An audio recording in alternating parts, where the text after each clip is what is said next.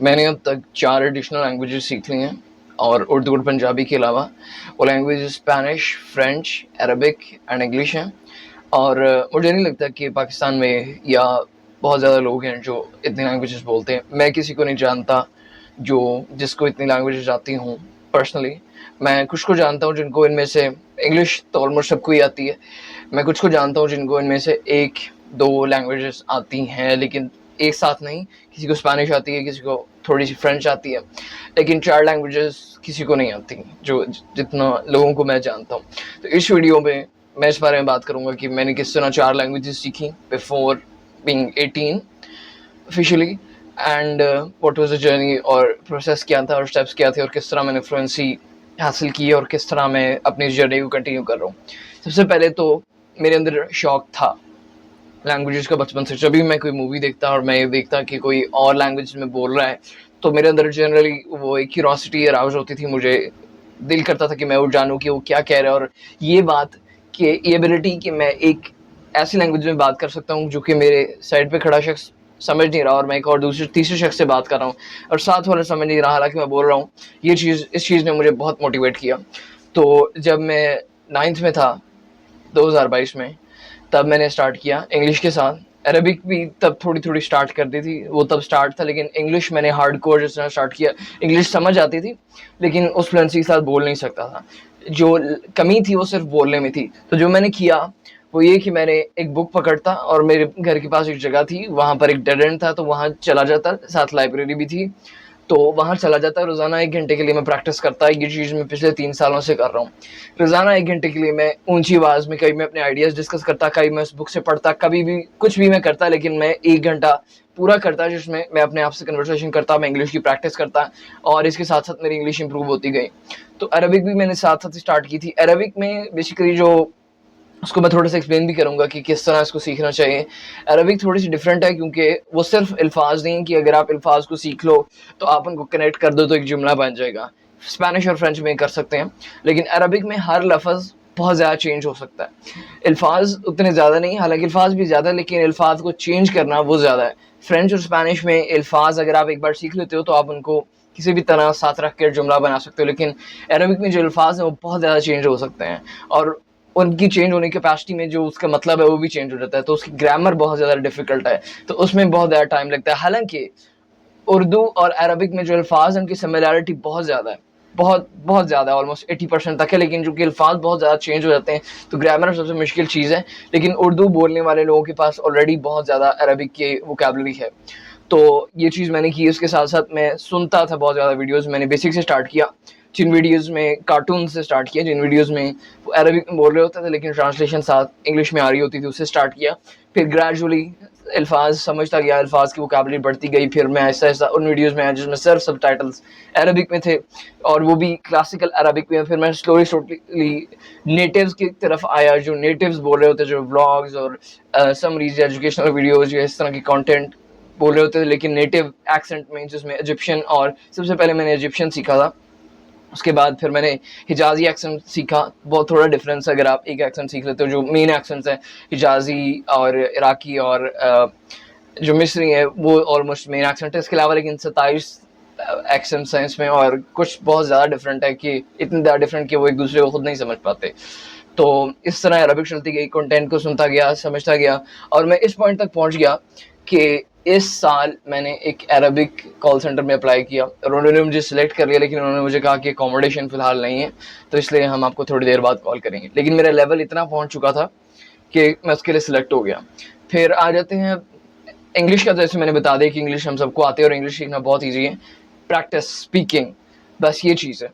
और शॉर्टली मैं इसमें ये बताना चाह रहा हूँ कि चूँकि अभी तक कोई वीडियोज़ नहीं मैंने बनाई दूसरी लैंग्वेज बोलते हुए, तो मैं एक ना एक वीडियो हर अब से इसके बाद 4 कंटिन्यूस वीडियोज़ आएँगी जिनमें मैं उन लैंग्वेजेज़ में कुछ ना कुछ आइडिया डिस्कस कर रहा हूँगा या कुछ ना कुछ बात कर रहा हूँगा। उन चारों डिफरेंट लैंग्वेजेज़ में मैं बात कर रहा हूँगा। तो उसके बाद आई स्पेनिश। स्पेनिश का जो जर्नी थी वो 2023 में मैंने कॉल सेंटर में जॉब की थी। तो तब मुझे वहाँ पता चला कि बहुत ज़्यादा जो कस्टमर्स होते हैं ऑनलाइन वो स्पेनिश स्पीकर्स हैं, क्योंकि यूएस में काम हो रहा था तो अमेरिकन कैंपेन थी, तो वहाँ पर बहुत ज़्यादा स्पेनिश बोलने वाले हैं। वहाँ पर second most spoken language Spanish है। तो उसके बाद मेरे अंदर स्पेनिश की क्यूरोसिटी हुई, तो उसके बाद मैंने 2024 के स्टार्ट में स्पेनिश स्टार्ट कर दी। उतनी अच्छी तरह नहीं कि नहीं पता था क्या कर रहा हूँ और किस तरह करना है, लेकिन आहिस्ता-आहिस्ता मुझे मैं आया और मुझे एक पीडीएफ मिली, एक पीडीएफ बुक जो स्पेनिश लर्निंग से रिलेटेड थी, और उसमें ये जर्नी इस तरह डॉक्यूमेंट की हुई थी और इस तरह बनाई हुई थी कि सिर्फ अगर मैं बुक जिस तरह कह रही थी मैं उसको फॉलो कर लेता तो मेरी स्पेनिश एक बहुत अच्छी लेवल तक पहुंच जाती, और वो मैंने किया और वो मेरी स्पेनिश बहुत अच्छे लेवल तक पहुंच भी गई। उस बुक में 40 लेसन थे और उन लेसन को कंप्लीट करना था, बस मुझे वो पढ़ना था जो वो बता रहे हैं। उसके बाद प्रैक्टिस ड्रिल्स थी जिनको कंप्लीट कर रहा था, उसके बाद मैं उनकी प्रैक्टिस करता, और उसके बाद जब ऑलमोस्ट 700 से 800 पेजेस थे या ऑलमोस्ट 900 पेजेस थे, फिर जब मैंने कंप्लीट किया मैं एक बहुत अच्छे लेवल पे पहुंच गया था। मैं कन्वर्सेशनल ऑलमोस्ट एक बिगिनर कन्वर्सेशन अच्छी तरह कर सकता था। उसके बाद मैंने यही चीज़ जो अरबिक और इंग्लिश के साथ अप्लाई की वही वहाँ पर अप्लाई की। मैंने कंटेंट सुनना शुरू किया, मुझे ऐसा ऐसा समझ आनी शुरू की, मैंने स्टार्ट किया उन कार्टून्स के साथ। अगर आप सर्च करो फेरी टेल्स तो हर जुबान में फेरी टेल्स मौजूद है। एक चैनल है, एक कंपनी सॉर्ट ऑफ कह लो, जो सिर्फ इस चीज़ में काम करते हैं, उनकी फेरी टेल्स हैं और वो हर जुबान में ऑलमोस्ट। तो मैं फेरी टेल्स सुनता और उनमें ट्रांसलेशन नीचे इंग्लिश में होती है, उसमें सबटाइटल्स भी उस लैंग्वेज में होते हैं और ट्रांसलेशन नीचे इंग्लिश में होती है।